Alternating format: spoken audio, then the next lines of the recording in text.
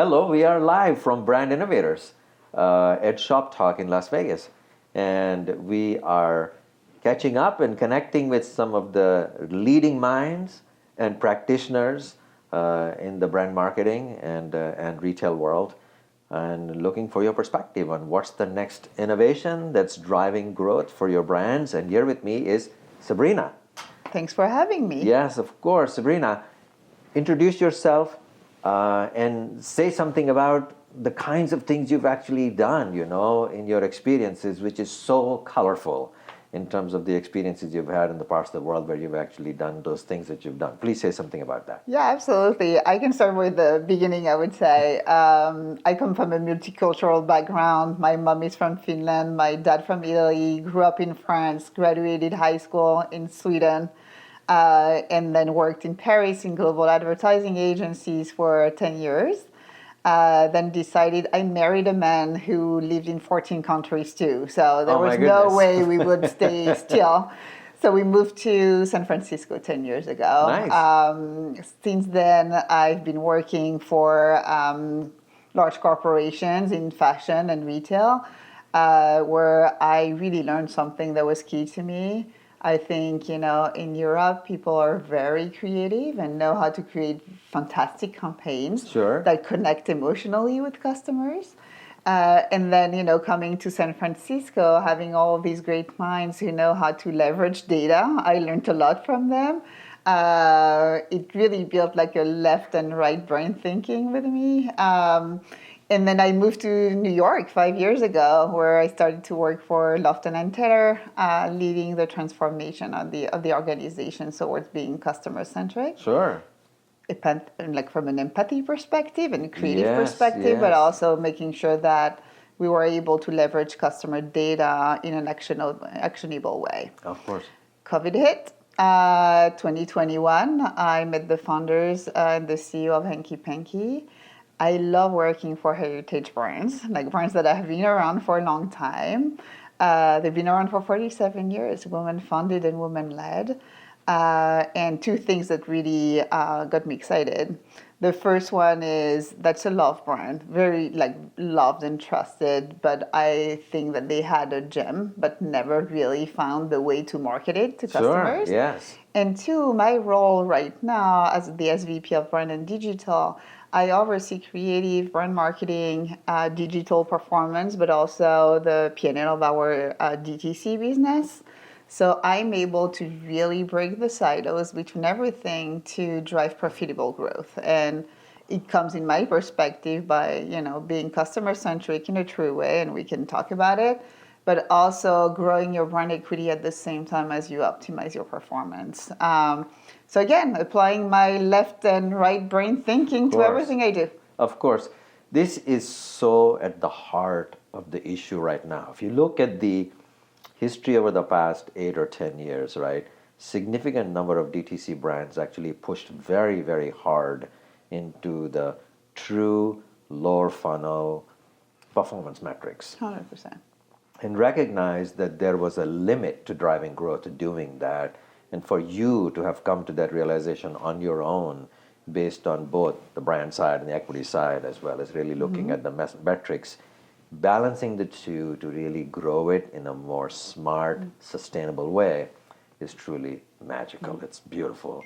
And that's the only way you can be profitable at the end, right? Of course, in the long run. And Hanky Panky, I'm sure, really very lucky and fortunate to actually have you in that role. It takes, the leadership team to understand that truly, and understand that metrics will go beyond just, comping last year, but building a strategy over the next, 3 years that we can all align on. Could really inform your product strategy, your corporate strategy, but also other KPIs like, your full price penetration, for example, is a KPI that only focusing on your brand projection, your differentiation, etc., can justify to customers that they do not have to wait until you're on promos, but really buy your product and see the value of it. That's, to me, brand strategy and brand marketing. So if you start killing this thing, then you will, everyone can drive top line, right? There is no promos and dollars behind it, but like sustainable growth takes more of a long-term approach. Exactly. So, a significant portion of your sales are coming from your distribution partners, which is, name some. Yeah, Nordstrom, Sure. if you go beyond the US, will be Selfridges, Harrods, so premium department stores. Absolutely, yes. It's 50% of our business, yeah. Yes, exactly. So clearly, when people go to those environments and this location, there is an expectation of an experience that's going to be there, right? And so they're looking forward to it, and they see Hanky Panky and the brand, and so the whole brand sort of association is elevated as a result of that. Exactly. How do you create that online? That's a very good question. I would say a lot of women were introduced to Hanky Panky through department stores. Yes, exactly. Right. And here at Brand Innovators, they always share the story with me because they love the brand and they were introduced, at Nordstrom, or their mom introduced them. Online, I think it's the same approach, right? You don't have associates to explain to you the differentiation of your product. Right. Our lace, it's our core business. We sell one of our lace thong every 10 seconds. That's really a big part of our business. If you're not there as an associate to explain that the lace is made in the US in a very true craftsmanship way, that is the most durable lace out there. So you're buying a product that might be more expensive than your competitor, but you're investing in something that can last years for you. I think you need to bring this experience to your website. How do you, from a new customer perspective or existing customer perspective, really legitimate the differentiation from a product and a brand perspective through all the touch points in their journeys? Yes. That's very exciting because it's different. A new customer who never heard about the brand, didn't go to Nordstrom, they don't know anything about you. So how do you say, hey, hello, that's why you should consider me. That's what we stand for. And going down to your PDP and then your loyalty strategy, ensuring that they understand the differentiation and turn them into advocates. It's exciting. Perfect. So because you control it, you're really the general manager of this whole channel. DTC, yeah. Exactly, right? And so I get it. And you manage the journey. Give me one example of when you reach these prospects out there to establish the halo of what Hanky Panky's brand really is, to be that elevated brand, right? Do you make choices about which channels of communication you exist in and so forth? Give me an example of how you do that. Yeah, I can give you two actually. It starts with the audience. Who are you talking to? Okay. I would take the most recent one. We just launched a product. I'm in intimate, so sorry I'm going into intimate discussion, but we saw from listening to customers and doing some research 2 years ago when I joined, that 1/3 of women experience daily leakage after their first child. Okay. No one talks about it because it's deemed taboo everywhere. Yeah. Who wants to talk about it? Exactly, but that's a true experience for 1/3 of women in the US. That's a huge target, Jesus, right? Yes. So understanding what they go through and what are their options out there is either granny panties, things that are not feminine or comfortable, or panty liners every single day. And then you're just we have the most feminine and comfortable lace product out there, and they love it. Why don't we power it with a leak-proof technology? So we started to work with Salt, which is the best, technology out there. We wanted to make sure it was sustainable, not treated with PFAs, etc. Because these are things that are true to what we do. And it took 2 years to really bring this product to the top of what we can do. We launched 2 weeks ago. How do you get the message out there? So the message was very simple: no compromise. No compromise, because it's not because you just had your first child and you're experiencing that you're not a woman anymore, that you don't want to feel good in your own body, that you don't want to be feminine for yourself or having a flattering fit, etc.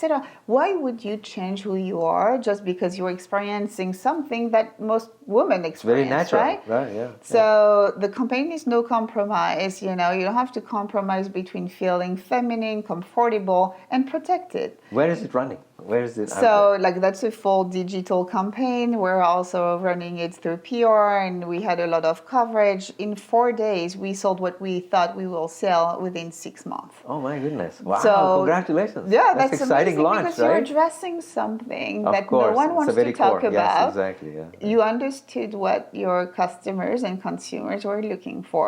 You saw that there was a wide gap that no one was filling. It's easy. It's not easy. It took 2 years, but when you work hands on hands with your merchandising team, design team, and you're all focused on the same thing, which is caring for women in a deeper way than just what they look like for someone else, that makes a big difference. Excellent. Yeah. So essentially, you've actually proven to yourself that with or without the help from the distribution channel, you can actually create a communication directly with your audience. And it goes further than this. You can use your DTC channels to start to drop a small collection, to test something. Yes. You get, you put some marketing behind it. You can capture data that you can bring to the buyers in wholesale. There you go. And explain to them that there's a lot of potential. If they want to play into it, then you make a huge investment. So I think it's not just one against the other. It's like we learn from wholesale and we apply it to DTC and vice versa. No, this is very smart, and it's extremely smart because you can build the case. Exactly. And it's all about test and learn, right? And frankly, when you go to see the merchants inside these large stores like Nordstrom or wherever, right? They are all looking for data. What's your data? 100%. What's and the proof? Do they need a new leak-proof panty? There you no, go. but exactly. I will bet that they will invest quite much behind this one. Exactly. And then you can actually also talk about the fact that there is a premium end of it. Exactly. And there's premium pricing associated and so forth. This is so fascinating. That's a great example of a launch that you did. It must have built so much confidence in the senior team at Hanky Panky or the founders, right? Yeah, it's always, I think we have a great alignment on what we want to do. It's always difficult, like when the environment changes so much, to keep, being focused on the North Star, where we want to go. Well, everyone is going up and down. Like, we're not immune to that either. Of course, so it's not a, wonderland where everything is great. That's right, but it always goes back to what's the vision? Are we aligned on what we want to achieve? And then trusting everyone in the company, all leaders, to really execute against it. I am so happy for you. Congratulations. Thank you. It was such a pleasure to meet with you. Yes. Nice to see you. Yes, take care.